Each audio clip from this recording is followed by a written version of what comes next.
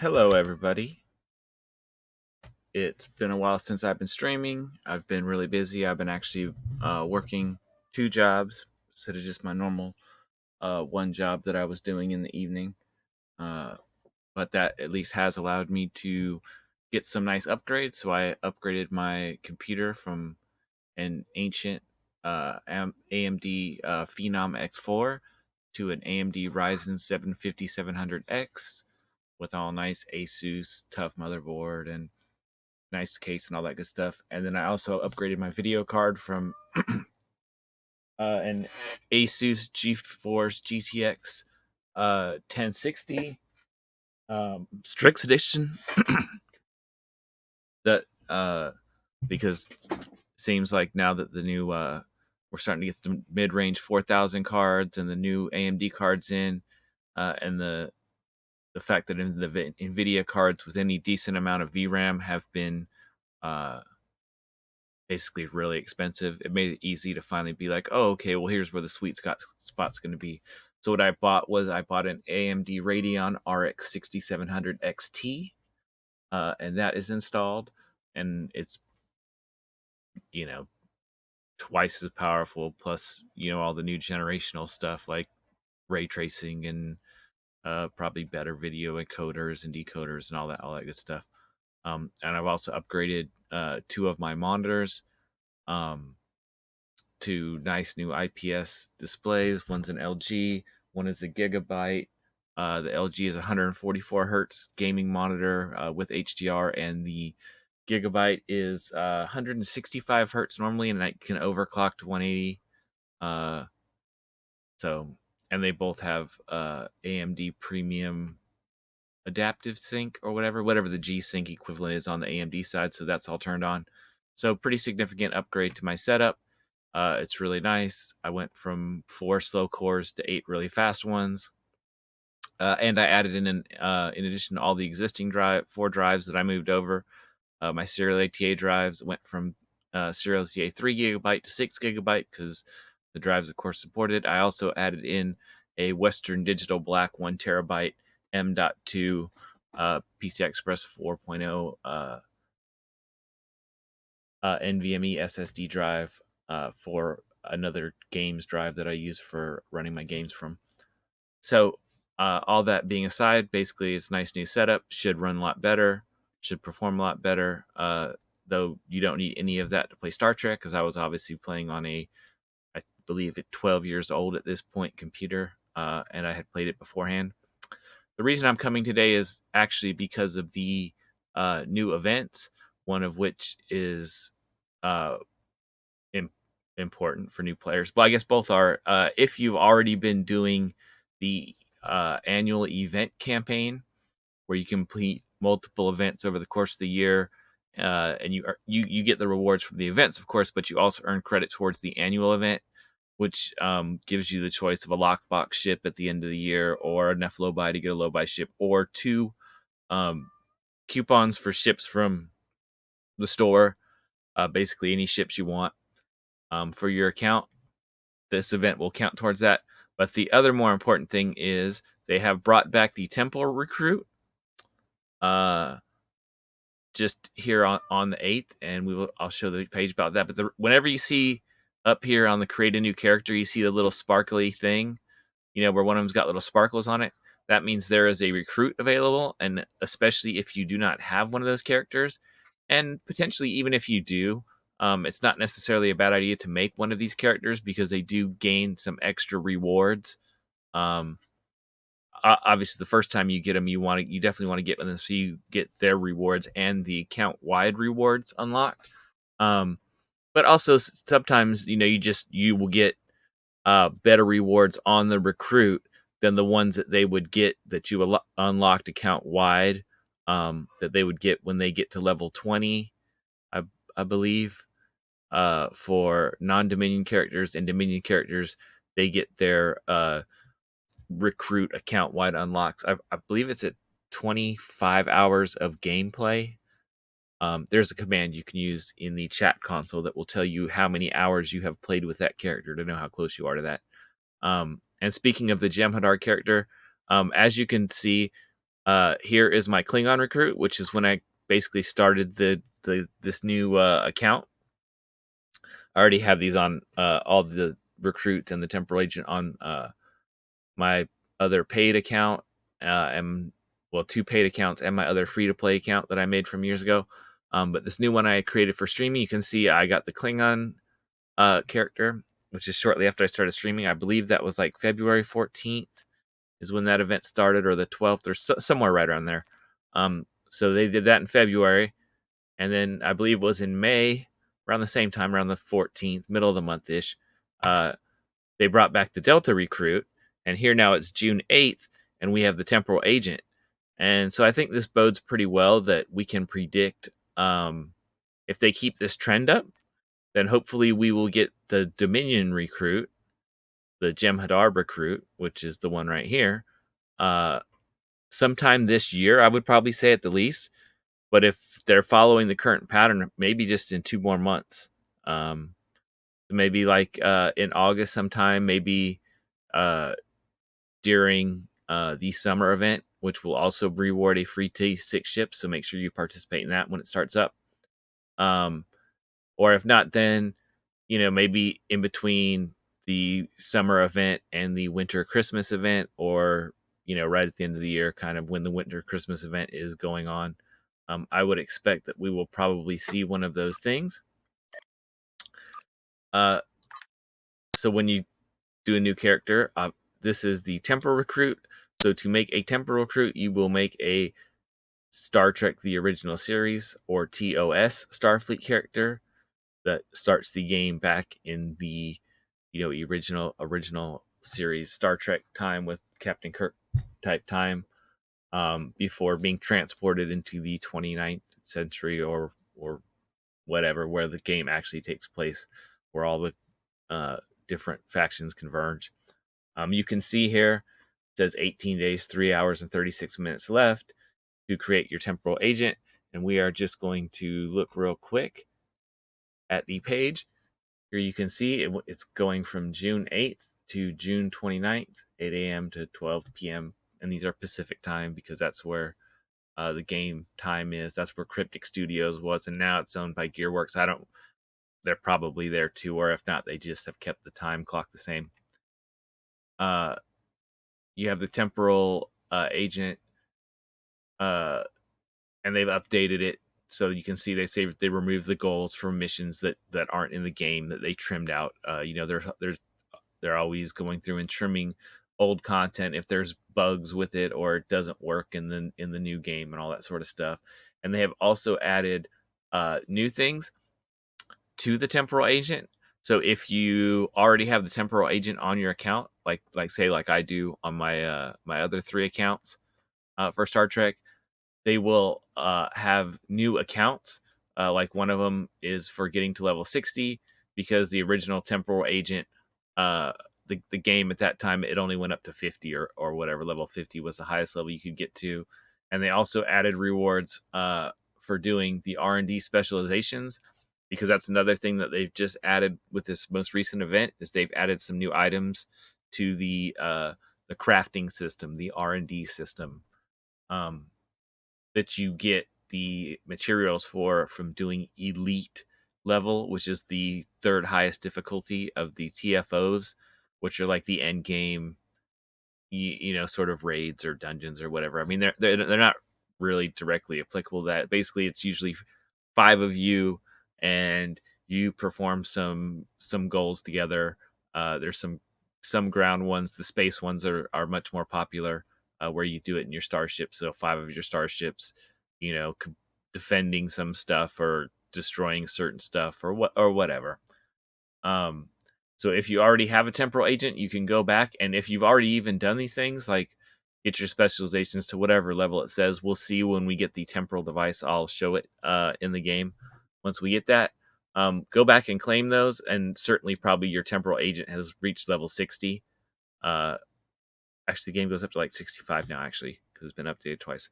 But yeah, so probably go ahead and just go claim those, because I don't know what the R&D one is. The R&D one is probably R&D materials, I would guess. as far as the account-wide unlocks. And the level 61 is probably reputation marks. That's usually the type of thing they give you for that. I don't think it really goes into what those new things are right here. We'll have to see those. But yet, once again, get the Temporal Agent. I would say the big reward from the Temporal Agent is they have an ability. They reduce the costs of reputation equipment that you make if you once you get to a certain point, or at least that was what they always used to do. I have noticed a new reputation project in my reputations that I got to tier 6 on this latest account. Yes, my original Klingon character now has 3, as of today, 3 of the reputations to tier 6, which means I have and I have the fleet modules from those, so I have 3. So when I get one more to tier 6, I will have a 4th one, and I will be able to get any one of the tier 6 fleet ships, which are just basically like the better versions of the ones that are in the store. So that will give me a unique tier 6 ship for that character. And I just want to mention I've been playing this new account like ultra casual. I have not spent days grinding away for the most part at stuff. I mean, I may be like on a recruit. I might spend a couple of days, grinding some missions or something. But in general, I haven't played it very much. As far as daily stuff, I've just been doing the event stuff. So literally like log in, do one TFO to do the event thing, get some marks and apply some reputations.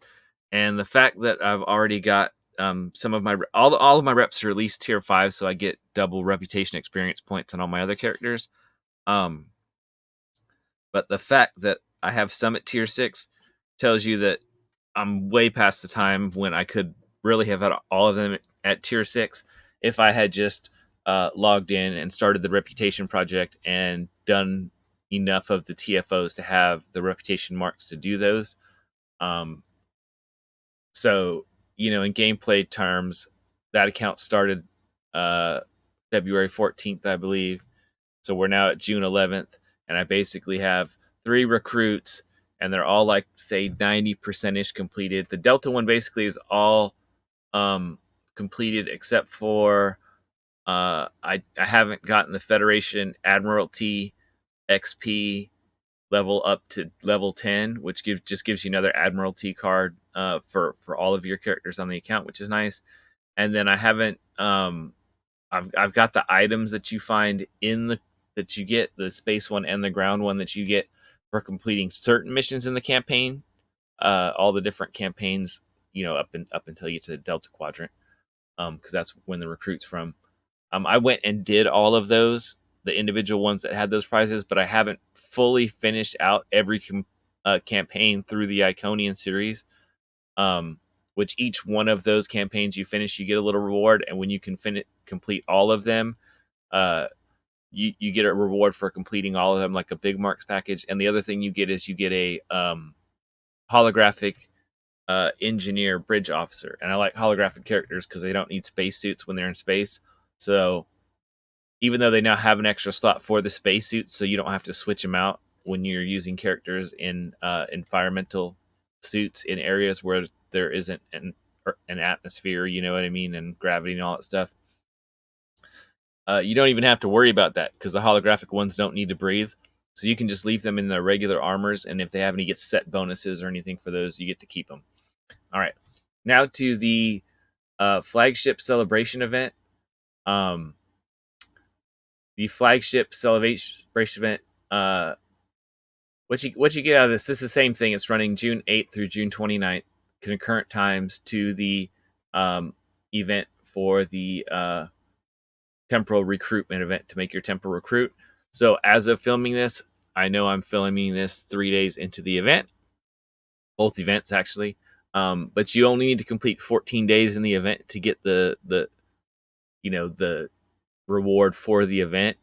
Though if you are working towards campaign and the annual campaign progress, once you complete your 14 days, if you go ahead and do the other days, After that, the ones that give you a dilithium ore reward that increases each day.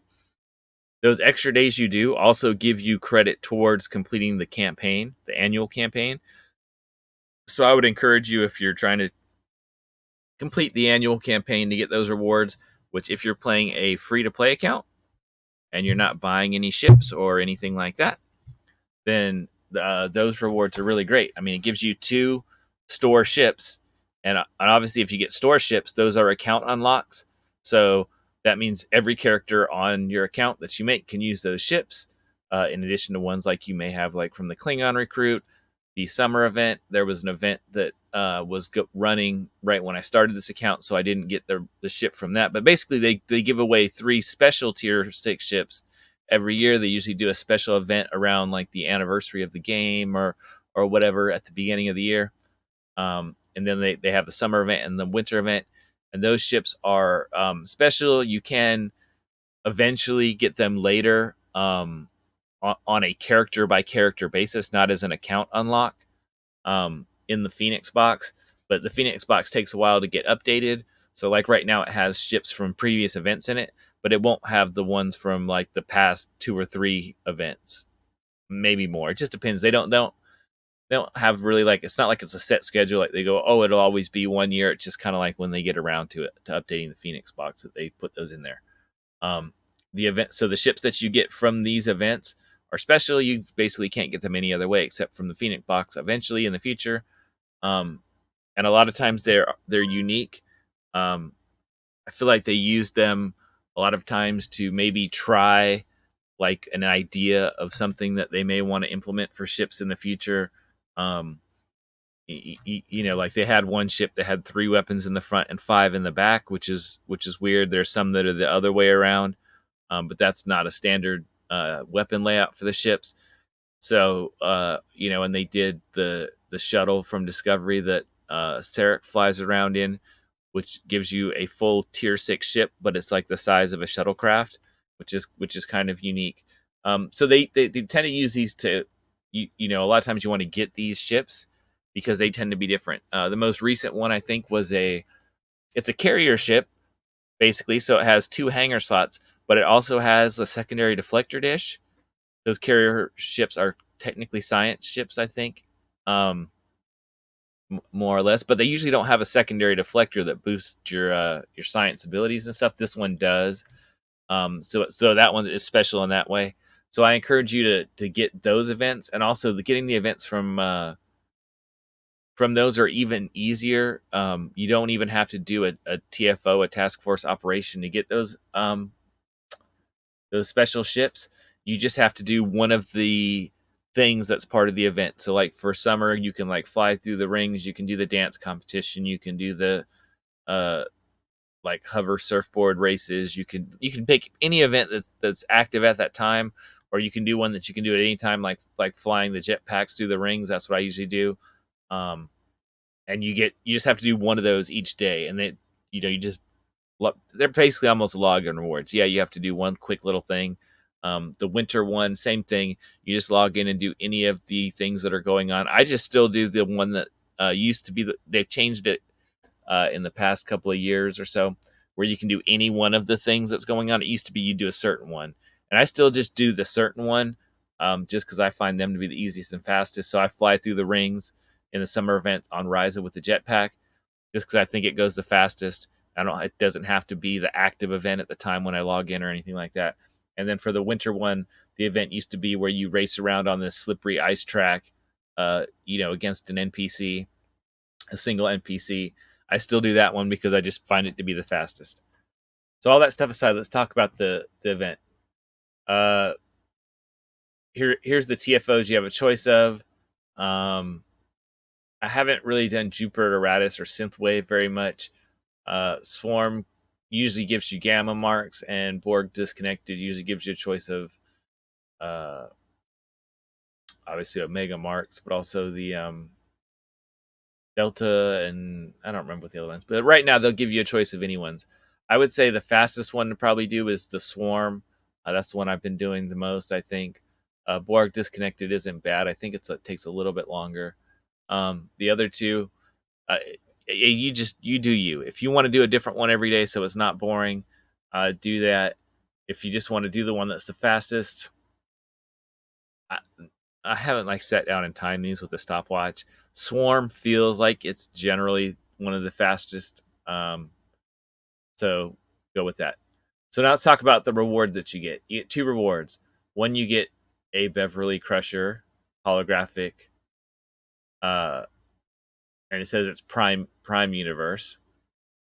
So I guess this is basically like Beverly Crusher from Picard versus the Beverly Crusher from the Mirror Universe that we've seen in the recent TFOs that involve Wesley and Dr. Crusher and whatnot, and Catherine Janeway and all them from the Mirror Universe. So that's cool. Like once again, holographic bridge officers are good. They also these special ones like Dr. Bashir, Beverly Crusher, Nog, Lek, uh, Kurland. They tend to also have good abilities. So one of the things she has is she has a trait that reduces the recharge time of bridge officers' abilities, and a second one where for each second when you activate your beam or your torpedo mode ability boosts, it reduces the time, and it also applies torpedo high yield, which is a torpedo ability. After you repair your shield or your hull, so you get extra torpedo boosts when you do hull or shield repairs. That is a very unique trait. Nobody else has it. It's called A Lot Has Happened in 20 Years. Obviously, a Picard TNG to Picard reference. So that's great. That's a good reward. They've actually been giving really good rewards for the events lately, which I like and hate. As a new player, it's great for you. As a player with 4 accounts, usually if the reward's not super interesting, I skip it on my alternate accounts. Like I'll maybe do it on this free to play one because I'm trying to boost the pool of account unlock stuff on this free to play account because it's new and I'm not spending any money also. But also, if it's good like this, like I'm not going to pass on this holographic bridge officer for one, and the other part of the prize is nice too. I'll talk about that in a second. But it means I'm doing it on all 4 accounts. So I have to log in and I have to basically do 4 TFOs every day. On my other accounts, though, I don't care about the annual campaign. They all have tons of ships. So I'm only worried about doing it just the 14 days. On the free to play account, I am doing it. I actually started on the 8th. I've already got 3 days in. And today, when the timer kicks off in a little while, I will be getting my 4th day. Credit. Once those are done, I'm going to keep trying to like knock them off. And I'll, even if possible, job schedule willing, the cooldown on doing them is 20 hours, not 24. That is so that you don't get a constant creep every day where each day you're having to do it a little later and a little later and a little later until eventually you're losing time, like, so if you start doing it, you can't, if it was 24 hours, you wouldn't be able to necessarily do it at 5 o'clock every day, because if you did the first one at say 5 o'clock and say it takes you 5-10 minutes, however long it takes you to complete it, then the next day you couldn't start it until 5:10 and then 5:20 and so on and so forth. So they have these set 20 hours, which means you can actually do it 4 hours earlier than you did it the day before. And over the amount of days that you have, if you work on that 20-hour cycle, you can actually squeeze in usually an extra run or two in, which if you're doing the annual campaign and you have nothing to do but play video games, I understand that's probably not reasonable for most people, even myself included at this point. I used to, with just the one job where I could play games at the job, I basically just had to be a body in a seat. With my gaming laptop, I could do that. It's not as easy for me anymore because, like I said, I now have a second job as well that is more of a conventional, real job where I'm actually like required to do stuff all day. You can use that 20-hour thing to your advantage to try to get in some extra runs so that you finish the annual campaign sooner. I'll look at that potentially when I create this temporal recruitment agent deal or whatever in a second, and I show my account and see how close I am to finishing it for the year. But you do not have to do every single event that has credit, which they don't all have credit. Like the last event that we just finished up did not provide uh, event campaign credit, which is this down here. It did not provide that, but it did have really good rewards, so I had to do it on all my account. It basically gave you 3 pieces of a space set, uh, and then the 4th piece you get as a mission reward for the latest mission that they released alongside that. Wish Upon a Star is the name of the mission. Then the newest campaign, I don't remember what the campaign's called, but it's the newest season or whatever. So basically there's a 4-piece set and you only have to do the mission once, and other 3 pieces you can just claim on your account every new character. So like on this character that I'm about to create, as soon as they have access to the event store, which is basically right after the tutorial, I will claim all those items and it will give me a lot of starting equipment, and it just really helps life out. So I did those. Another space set is another space set. It is Tetrion weapon focus, so if it works best with Tetrion cannons or Tetrion beam weapons. So now let's talk about the other item that you get. You get a fleet flagship defense frequency. It's a device that summons a flagship of your faction when you activate fleet support. Now I haven't seen this in action, so it sounds like it's not like one of the summoning items that you get in game. That FYI, you don't, even though it's a device and you can put it in your ship in the device, one of the device slots. They actually work from your inventory, so you can just keep them in your inventory and use them. But there's 3, I believe. I think there's 3 that you get from the events. There was also a Klingon one that you could get, kind of like this one, that was a special thing. That there have been some special ones that you could only get certain way. There was a Beacon of Kalis one that's an account unlock that I have on all my other accounts, not this new free to play one. It was from a year or 2 ago. But what this one sounds like it does is, instead of just being a summon like the one that you get that summons the Herc Little Swarmers or the Nimbus Pirates or the Delta Alliance support people to come in, it sounds like what this one does is it modifies your innate fleet support ability that every character unlocks once you get to a certain level, and then it kind of levels up at other certain levels, I think. It replaces, instead of summoning basically a couple of random ships from your faction, and that's your starting faction, whether it's TOS, Dominion, Discovery, Klingon, regular Starfleet, or Romulan, whatever. Instead of that, it summons the flagship of your faction. So first, Starfleet, that's the Enterprise E. You can see it in the banners that are, the loading, or I should say the loading screens in all the current ones. So that's kind of cool. They say you have to equip it to your ship. I don't know if that's actually true. Because like I said, the other ones, the regular ones that just add additional new summonses that you can do. Space summons, summon allies, distress calls, beacons, whatever you want to call them. They say you have to put them in a slot too, but you don't actually have to. You can just put them into your inventory, and if you pull up the abilities list down at the bottom, when you add all your abilities to your little skill bar, they're just in there, and you can put them in there and they work. So maybe this will work that way, maybe not. That's great, but a great bridge officer that's a holographic bridge officer, that's a total win. Okay, I mean, there's no reason that you would want to pass that up. I don't know if you love Dr. Crusher or not, if you think she's a good character and you care anything about her.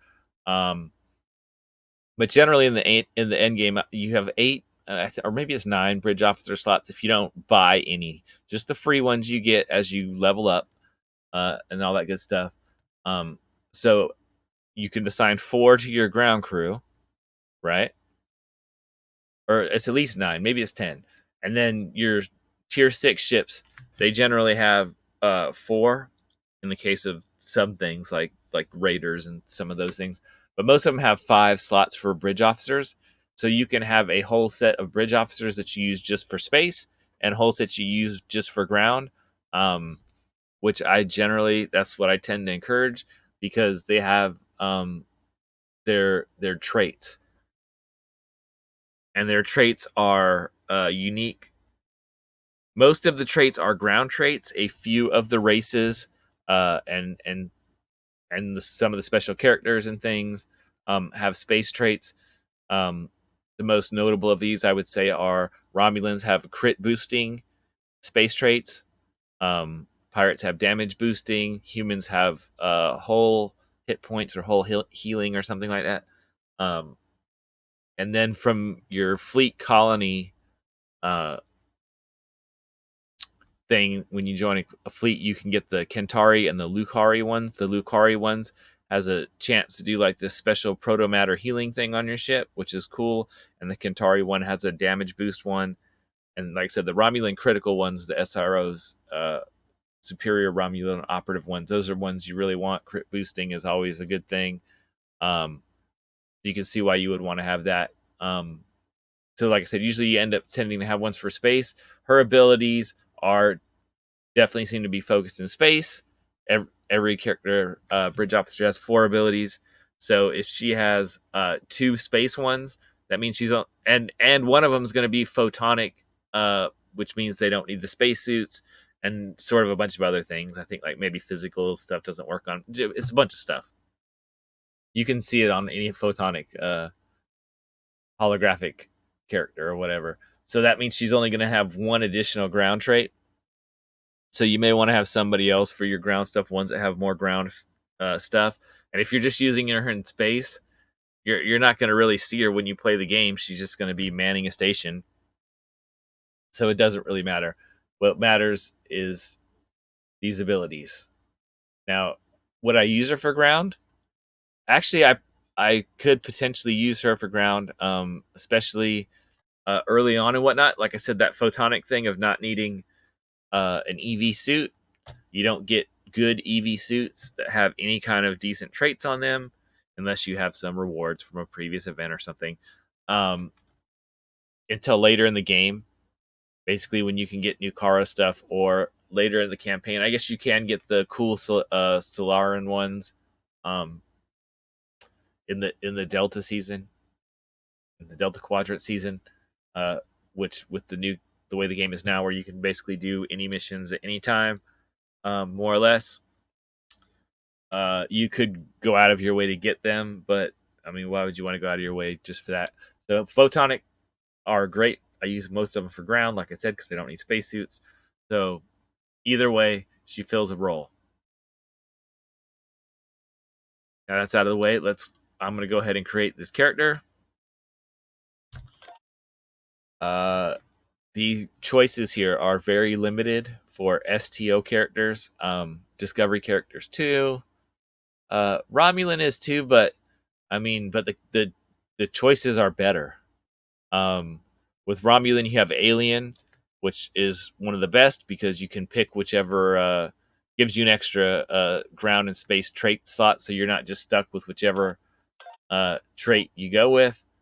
You can always pick who you want for thematic reasons. Are some of the traits that some of them have better than others? Sure, I guess so. But I wouldn't say that any one of them generally is game breaking or really awesome. I mean, the Jem'Hadar ones I think are good, which is the only Dominion race. If you have the Gamma Starter Kit, which you can get in the store, if you're gonna spend money, I kind of recommend it. It comes with a sweet tier 6 ship and the elite Gamma race, elite Jem'Hadar race, so they have a better trait, and it's cheap. think it's like 15-20 bucks, something like that. And there's frequently sales, so if you get it on sale, it's even cheaper. That's an option. With the Romulan, you have Romulans, Remans. Don't buy Remans in the store. You will unlock them just by completing the Romulan campaign. So don't do that. But you also have Alien. Like I wish I had Alien here. If I had Alien, I would just pick Alien. Like I think every one of the other characters I have on my account right now is an Alien. The Klingon one is an Alien one. The Delta one's an Alien one. The Romulan one is an Alien one. Because having those extra ground and space skill traits that you can reslot and pick whatever you want, including traits that come out of lockboxes and things, which I don't endorse buying lockboxes, but you can buy the lockbox traits in the regular in-game store, the exchange, the player store, for the regular in-game EC energy credit currency that you get just from playing the game. So I've actually, the only lockboxes I've ever opened in this game, ever, is one or two times in the years that I've been playing this game. They would give you, I don't know, 5 lockbox keys or a couple of free lockbox keys, and I would use those. Other than that, I have never, ever opened a lockbox. It's a pure whale thing. I don't encourage it really whatsoever. You can just buy what you want. Even if you want the special ship from the lockbox, it's usually better to buy lockbox keys and sell the keys on the exchange, and then just buy the ship you want with energy credits and know exactly how much it's going to cost you, because you know how much keys are going for, and you know what you can look on the exchange and see what the ship's going for, rather than leaving it to random chance. That's just doesn't seem like a good idea to me. Hey, but you do you. But you can get basically everything that's in the lockbox is sold by players. They always sell the stuff that they get out of them that they don't want while they're looking for the things they do want. Or they just get too many of X, Y, or Z while they're trying to get, Q element OP out of it. So go with that. I would say just on traits alone, if I had to pick one for the abilities, I would go human. I am going to go human. I've had I don't know if I have a Tellarite, but I've got Vulcan, at least one Vulcan on one of my accounts, an Andorian or two. But yeah, we're just gonna go with human. My favorite is engineering. My Delta recruit is a science officer. I don't have a tactical officer, so we will just make this my tactical officer. And since they're in TOS colors, they're in green, which is of course the modern engineering color. Or I mean yellow, sorry, green, yellow.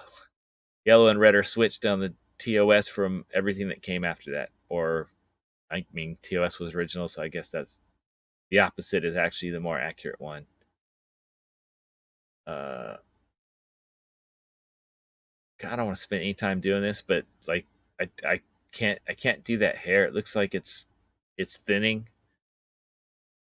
I can see something, that I see that in the mirror enough.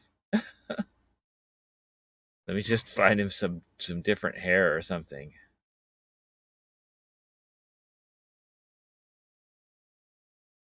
Yeah, there we go. Fine, whatever. I don't think there's any point. Yeah, TOS uniform. Okay, right. Blah blah blah. Boring. Mess with that. Or actually, you know what? Can I just change the color? Yeah. I'm just gonna change the color to red, even though I know that's not appropriate for TOS era content. I want it red just because he's going to be tactical, and I don't care. I'm going to change his uniform later anyway.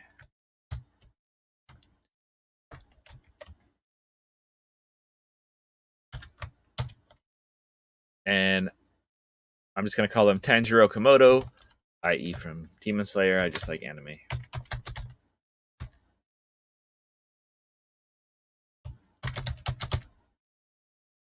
USS Cabrillo. I don't care what this first ship is. Don't worry about what your ship is named. The first one, I mean, you can set it if you care. I would generally say, who cares? It's gonna be a junk ship. You're gonna throw it away.